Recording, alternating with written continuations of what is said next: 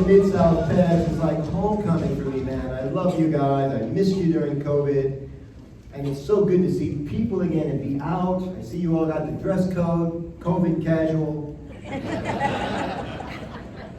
And so much has happened, in the last 2 years. Before I get into that, I wanted to, again, thank the committee for having me back. And we were sitting at the table here having breakfast, and Renee got a little pop-up on her screen. Renee, by the way, is my fiancée. Think about that. And I want to mention that because the pop-up she got on her screen was Facebook from 6 years ago, when probably, I think we just met, maybe it was one of our first trips, it was here. And Facebook reminded us, of this beautiful moment, and so many memories here at Mid-South Pets. And now you have memories of Mid-South Pets, and I hope that you're going to take many of them back with you. During COVID, it was an interesting time, just a rough time for a lot of people. Some had it worse than others. I, of course, make a living in the big event business, and it was a shock to my system to not be out and doing my thing and helping people. And it's nice to be back in rhythm again. That's kind of what we're looking to do today. I heard somebody say that the current club presidents, raise your hand if you're a current club president. Do we have any in the room? Yeah, of course. That your job is to shepherd the clubs out of virtual into the physical. That's what's happening right now. And next year's president, raise your hand if you're a president-elect. Yeah, look at you guys. Your job is to usher the club back into rhythm again, right? Rhythm. Now, before I became a professional speaker, I was in the music business. I came up on the rock band circuit with my brothers, videos on YouTube of Michael with big hair. And we had a blast. And in the music business, when we talk about something like rhythm, we talk about something called BPM. Anybody? Beats per minute. Beats per minute, that's exactly right. And beats per minute says, a good way to think about beats per minute, we had a CPR class not long ago, and if you're doing resuscitation for somebody, right? You're pumping to a disco song called "Staying Alive," oddly enough, by the Bee Gees. So staying alive, staying alive, right? I dare you to not do disco moves while you're singing something, right? And that's BPM. And in the speaking business, it's WPM, which is what? Words per minute. Words per minute. And it's interesting, I just came from Great Lakes. Mark Maloney was there. It's great to see Mark again. And in the speaking business, when they give you a 2-minute chance to tell your Rotary story, what they're really saying to you is, you have 300 words. Because the average person speaks at 150 words a minute. I'm at about 175, 180 right now because of the energy of my talk and where I'm going. But the average person, 150. So, as president of your club, when you turn the microphone to somebody, please don't tell them. I'm going to give you some tips for this, right? Don't tell them you have 2 or 3 minutes. That's a 33% differential, 2 to 3 minutes. And you're managing your meeting time. So tell them they have 300 words. Especially if they've prepared their speech, because it's easy to do a word count in a document and know exactly if you're going to be on time or not. You see, when we get on stage, something happens called time dilation. And that's why you think you talk for 5 minutes, but you really talk for 15. Yeah, I'm talking to you. So much of what you're going to be doing this year is time management, of course. And Renee and I are going to be going around to help you with some other things. Thank you to the DGEs that are having us into the breakout rooms. We still have time to do 1 or 2 more if you want to hit us up afterward. But we'll come in and do a quick pop-up for you. And I'll help you with presentation skills. Renee's a nutrition expert. She's going to help you take better care of yourself this year. Because if you don't take care of yourselves, you cannot take care of other people. Do you understand me? Yeah. So please do not neglect yourself in this year of giving back. It's really important that you take care of yourselves. So, for me, like during COVID, I felt like there were these seminal moments, during COVID where I just felt like the sun was on my face for the first time in a long time. I'm from Michigan. We handled COVID differently than some other states did. All the states found their way, fortunately. But up in Michigan, the deal was when I got my first vaccination, I'm like, man, this is cool. I'm Superman again. until I realized I had to get 18 more bonus shots. And the second time I felt like this really sunshine coming through the clouds was when they lifted the mask mandate in Michigan. That felt really good to me. And the next one's going to be when they don't require masks on airplanes, which we had to wear, of course, on the way down here for this trip. And so I've just been looking for that, looking for those moments, because that's what gave me rhythm. That's what helped me get my mojo back, right? And so back to beats per minute for a second. There's different types of beats per minute. There's different types of rhythm. You think about when I had that feeling, I was Superman again, or the sun's coming on my face.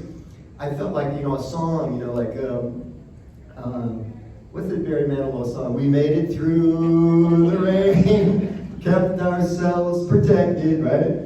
And that's a different kind of rhythm than the song that I came up to, which was boom shakalaka laka, boom shakalaka laka, boom, right?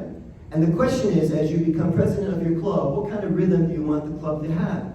Do you want that really nice and easy, mosey kind of rhythm? Is that what your club needs right now as they come out of a 2-year pandemic? Or do they need a little resuscitation? Because it's you, Mr. and Ms. President, that are able to deliver that to them. But you got to make up your mind now. That's why we had you come to this weekend. Now is your time. Some of you have been thinking, we need to make some changes in our club. You said it last year, you said it the year before, you said it the year before that, and guess what? It's on you now. You have the ability to make that change. You not only have the ability to change your clubs, to improve them, you have the obligation. And you can do it with something called position power. In the speaking business, we call it podium power. If you hear somebody at the podium say it, it must be true.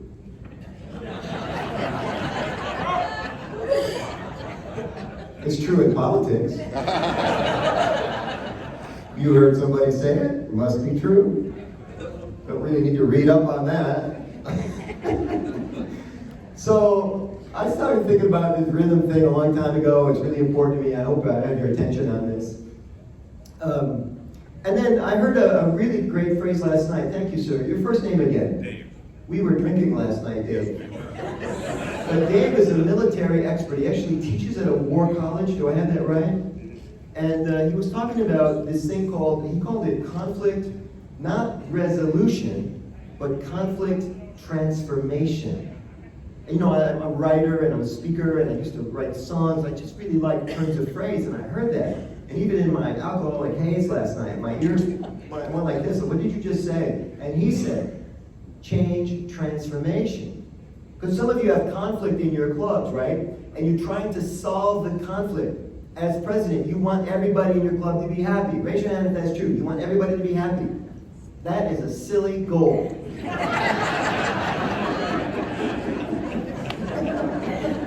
That ain't never gonna happen, man. What are you thinking? I mean, you even be really clear, we're voting on this, and then when 2 people don't want to do it, you'll spend the rest of the meeting trying to convince them. It's majority rule, baby. If that was what you set up, it's gonna, we're gonna vote on this. You don't have to change everybody's mind. That's conflict transformation.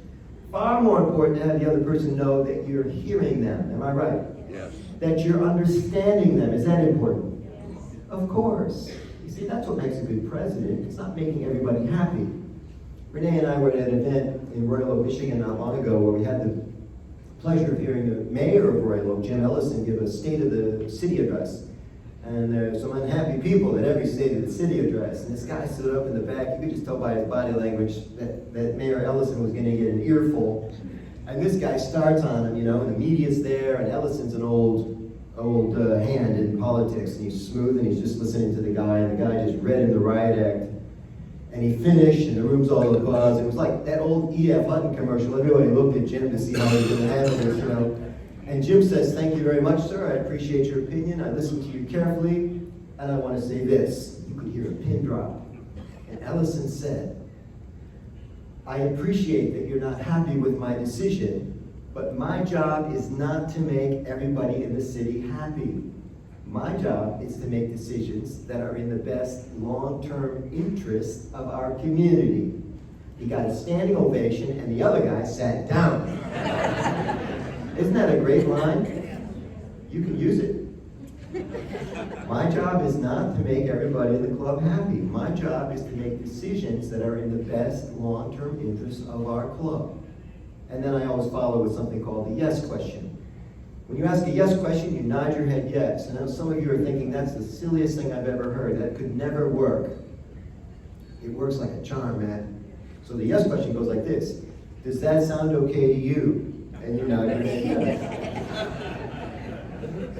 I'm doing it with you right now. Does that sound good to you? Try to nod your head no. Try to shake your head no. It's not doing this. You can't do it. I can't do it. So, what's interesting to me is during COVID, man, I just had so much time to think. You all had more time than you normally had. You didn't have to commute maybe for a while, or the job was weird, or and we had so much time, and I started to think about all kinds of stuff. It was like my life was flashing before my eyes, And so I had these, I call them COVID epiphanies, right? I could have had these epiphanies anytime, but it happened to happen when I had more time to think. So everything slows down, and I start thinking about my life. And the first COVID epiphany was, I realized after all this time in the speaking business, all my time in sales when I was making outbound calls, 50 outbound calls a day to people I would never meet, trying to get them to cut a PO to buy telephone equipment for their PBXs, for their switches at work, And that's how I learned sales and persuasion, right? Now I teach that stuff today. And I started thinking all the way back, and I realized I started with nothing, and I still have most of it. That was my first epiphany. Another epiphany that I had was that I really enjoy service. I missed it. I missed it in a way I didn't miss work. I missed it in a way I didn't miss speaking or traveling. There's something about helping people I don't know that juices me, man. It turns me on. I will never, ever leave service.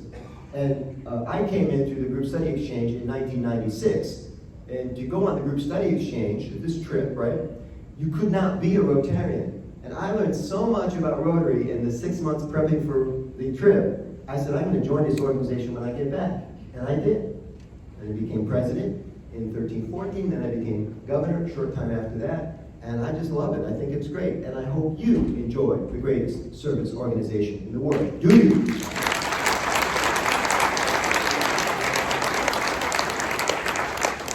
So I had these interesting thoughts as again with the slowdown. All this time I started to think, I really value my time. I'm going to start treating my time differently. I'm going to even treat the time I spend with Rotary differently. Because sometimes we waste time in our organization.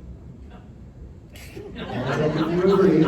Hands up if you agree with me. Sometimes our time is not well spent. And as president, you have to provide value.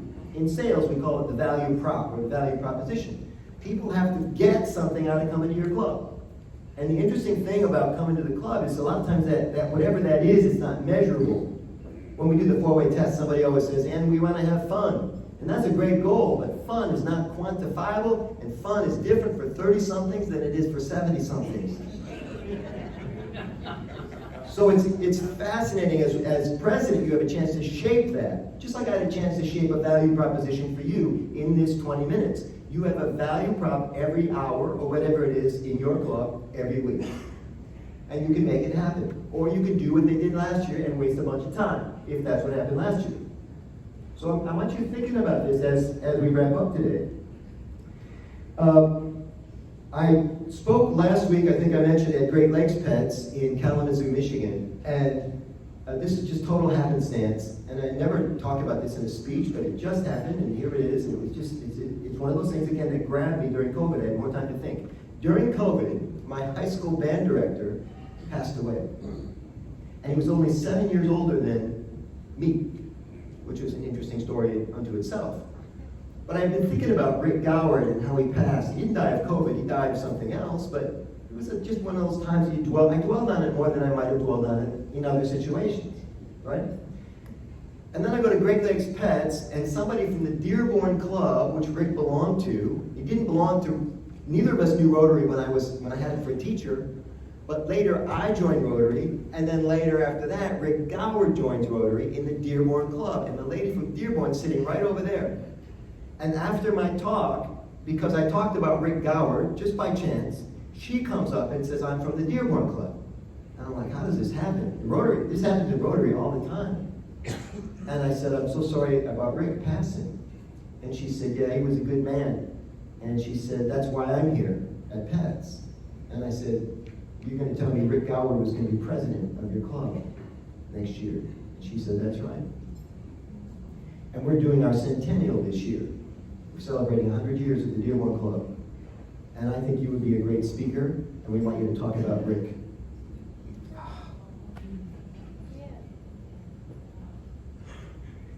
And that's what Rotary does, man. There's this connective tissue that you just don't see, and it's there. It's that secret in the community that nobody talks about enough. It's that fabric that lies under everything else, right? It's a beautiful thing, and I want more people to know about it, and I know you do in your community because that's how you grow your club. So the time thing's on my mind a lot, and the other thing that was interesting to me is because I do a lot of writing and I publish a lot of self-help or things that can help people. I started thinking about creativity and how it works, and I started, I put up a video on YouTube every day during the pandemic. My YouTube channel is rocking, man. Subscribe to it, click that silver bell, you'll know when the new videos come. There's lots of speaking tips in there, and it's a super easy way to learn, right? 2 minutes at a time, you get a tip whenever. And I started thinking about college because in college I took one art class. And it was a funny story because I said to my counselor I want to take an art class, and they always have somebody keeping you on track so that you can graduate in 6 years.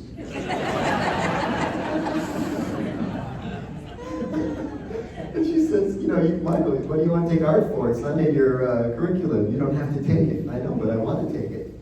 Yeah, but it's going to put you behind. I said, I know, but I'm never going to take an art class again. I want to take it now. She says, okay.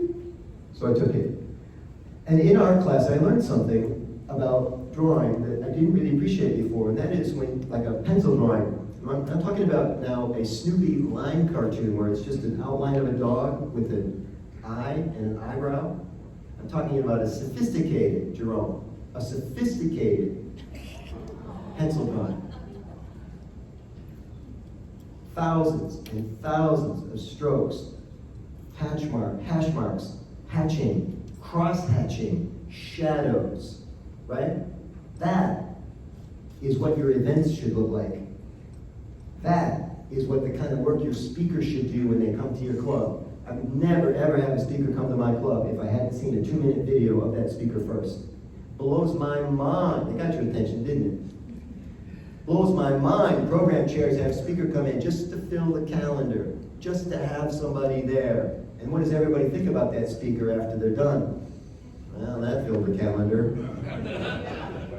Nobody saw the speaker, not even the program chair. And the speaker didn't think enough of themselves to have a 2-minute video on YouTube. It's madness, everybody. So by creating, let's look at the close-up. Look at all of the little marks that go into a good event, or a good talk, or your installation speech, or your state of the club speech, if you ever have to give one. That's how it works. Thank you, JB. I don't know if we ever acknowledge these guys in the back, Jerome, and he's got a crew back there actually, and they're fantastic people. Wave to the techs in the back of the room.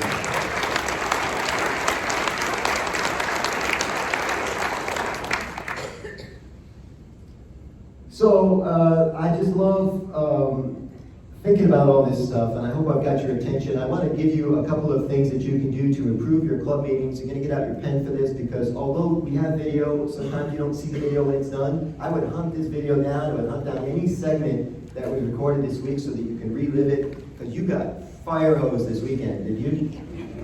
I keep telling meeting planners, fire hosing is not a form of hydration. So, let's start with this. I talked earlier about how you can't please everybody in your club. There are very few things in life that can please everybody. Like, for example, tacos. Make everybody happy. So the first thing I want you to write down is, I am not a taco. You can now make everybody happy. You are not a taco. Next thing I want you to think about is if you ring a bell. Raise your hand if you're still ringing a bell at your meetings. Lots of people do. And the bell's over here. And when you go over to ring the bell, there's a little trick I want to show you, right? Most of us, especially in the beginning of the year, we're a little tentative about the bell. Or, I've seen people try to ring the bell, they swing at it and miss. I want you to actually practice ringing the bell before it's time. And here's the key. When you ring the bell all year, I want you to not look at the bell, I want you to look at the audience. And here's the expression I want you to have on your face when you ring the bell. It's a smile. Because if the first thing people see is a deer in the headlights, cling!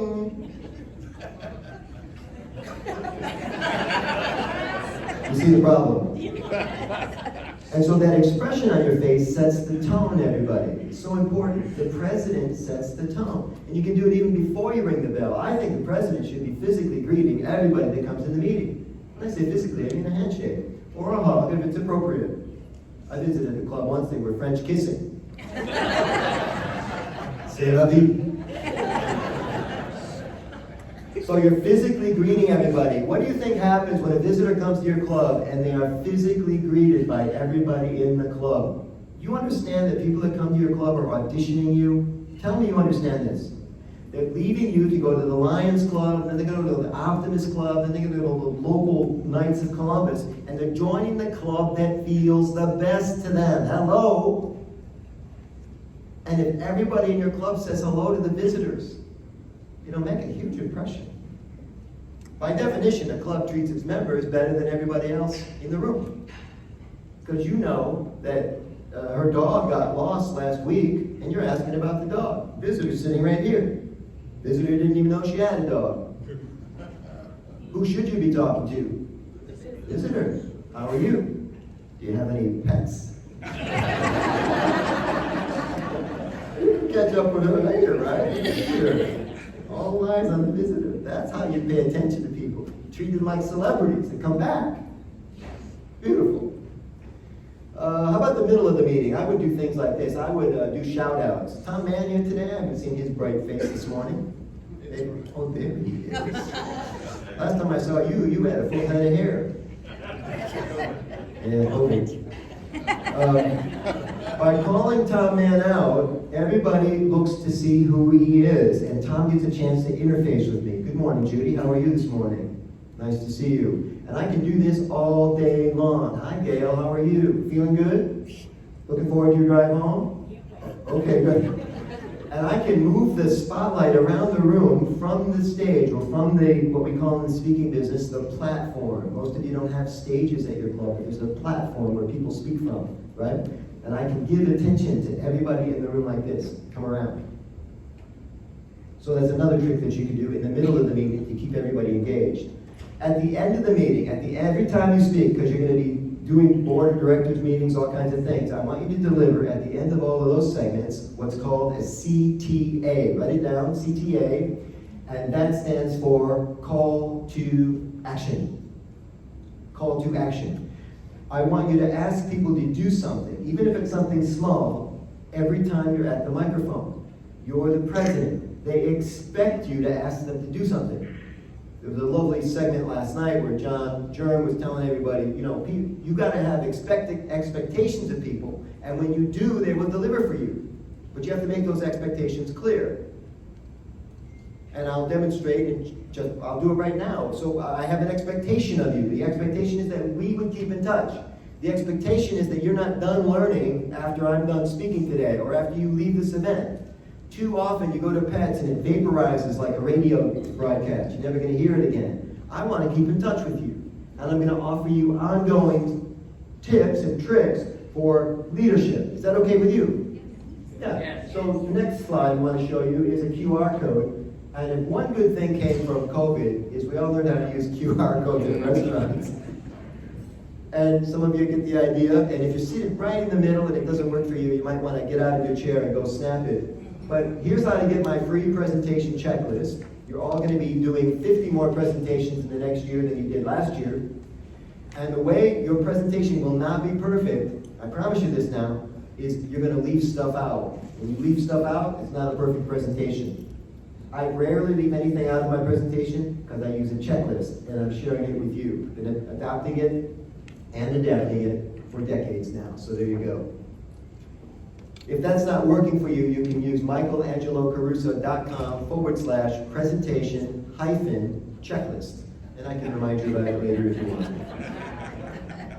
Oh, I'm going to get you. We're going to be connected. I'm going to be your new BFF in Rotary.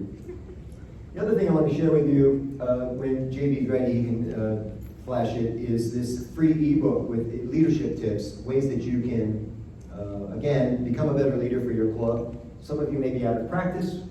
Some of you will have this issue. You're a leader at work, and everybody loves you at work, but your club doesn't think of you as a leader yet, or president. Even on July 1st, when you get up in front of the room and say, you ring that bell, I'm your new president, they go, whatever. You're the same guy we've been sitting with for 7 years. We don't have to listen to you. No, but they do. You are the leader now. And there's ways that you can put that into place, so it's terrific. Okay, I wanted to quickly acknowledge the people who are there. This is another technique that you can use in your meetings to get people attention and help them feel good. Jennifer mentioned early on that she gave people recognition in the club, and because they didn't know who was going to be recognized next, everybody came to the meetings. Attendance actually improved. So I'm going to ask, of the presidents-elect, people that are going to take office next year, who is the oldest, most senior Rotarian? Now, who's been in Rotary the longest that's taking the presidency next year? Who are we talking about? 8 years in Rotary, 10 years in Rotary, 23 years. I don't care if you're going to be president a second or third time, that's okay. Who is the oldest Rotarian in the room that's about to be president? Stand up if you think you might qualify. Let's have some fun. Thank you, thank you, thank you. You're pretty young, man. I think you're either pranking me or you can't follow instructions. How many years have you been in Rotary, sir? 33. How many years in Rotary? 31. 31. You can sit down. How many years in Rotary? 14. Okay, you can sit. 23. Okay, thank you. How many years? 6. Oh, what?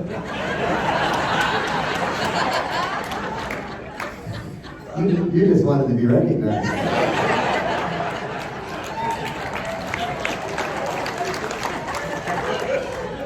And it worked. And everybody else sat down. Sir, your name? Jim Keating Paul. Hey, Jim, what club are you in? Record Huntsville. Oh, sorry. How many years for you, sir? 13 years in Rotary. How many years? 13. Okay, thank you very much. You may be seated. 33 years. What's your first name? And what club are you in?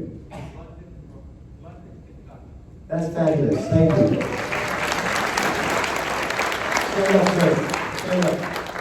Now I want to know the youngest tenured Rotarian who is going to be president next year. This is always fun. You've been in Rotary a short time. Suddenly, he already knows who he is. Suddenly you find yourself in line to be president. And you're thinking to yourself, how in the hell did this happen? Oh, look at this. Okay, let's find out. How long have you been in Rotary? 3 years. How long have you been in Rotary? A year. Okay, you can say a year. If you haven't been in Rotary a year yet, okay, you know how this works now. How long have you been in Rotary? 18 months. Okay, you can sit. Did you think I couldn't convert months to years?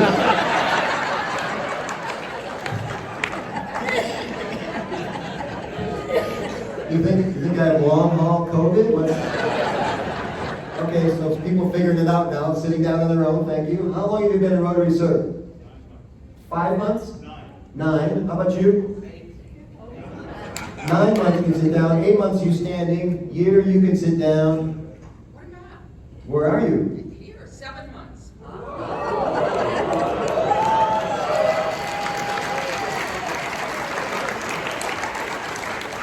What is your name, please? And why did you have to look at your name badge just now?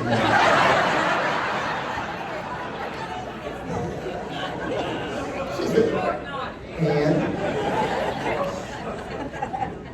And so your name again? David, stand up. And I want you to come meet Ann right now, please. Ann, meet David, the youngest experienced president meeting the oldest experienced president. You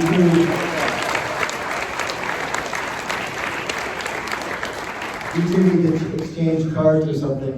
I want to do one more little quick thing of Q&A, and then we're going to let you go. But before we do, I want to give away a couple of book packages. Again, just to help. This is a Work Hacks book. It's filled with all kinds of techniques that you can use at work and also in your club, time-saving advice, presentation skills, that sort of thing. And this is the booklet, okay? I want to give 2 sets of these away if you want to quietly get out your business card or create one. And then we're going to have people in all 4 corners of the room. Sir, raise your hand. Thank you. In the back, a hand. Anybody? Thank you. Perfect. In the back corner here, a hand raised, please. Thank you. And over here. And if you could have over here. If you could sweep toward the middle of the room and collect the business cards, we'll do the drawing that way. Thank you very much.